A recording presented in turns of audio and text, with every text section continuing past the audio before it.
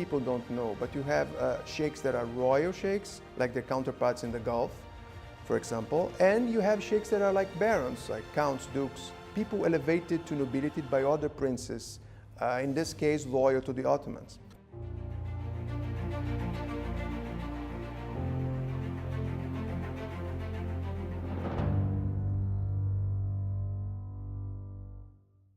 This is a tribal title, and rulership, it's a rulership title for a tribe.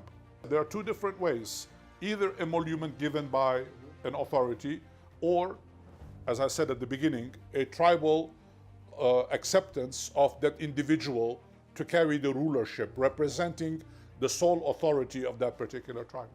In the religious term, a sheikh is also someone who is the elder member of the family, someone that has earned his respect.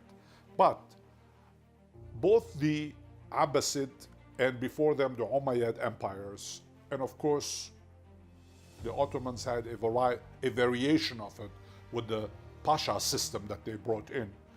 The term sheikh was used as an entitlement, as a title given to a particular individual in a family, recognizing that individual's certain privileges that the other members of the family did not have. As I say, the Ottomans changed this a little bit by bringing the term Pasha into but it's equivalent, more or less equivalent. Sheikh and Pasha are pretty much equivalent. A Mr.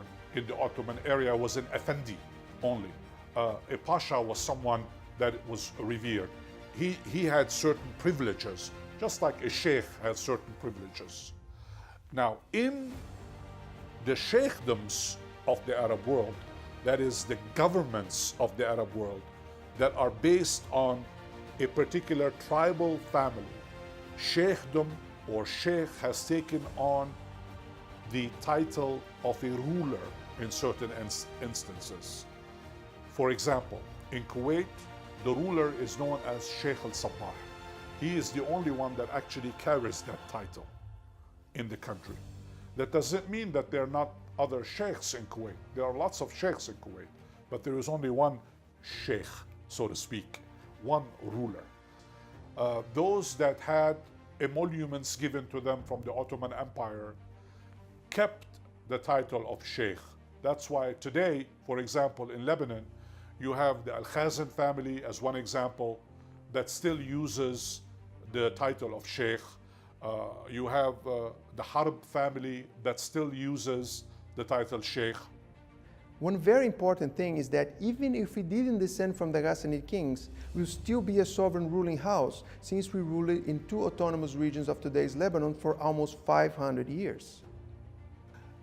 In the Arab world, the successful ruling families, both Muslim and Christian, have been those that have actually managed to keep the family tight. The power was controlled by very few individuals.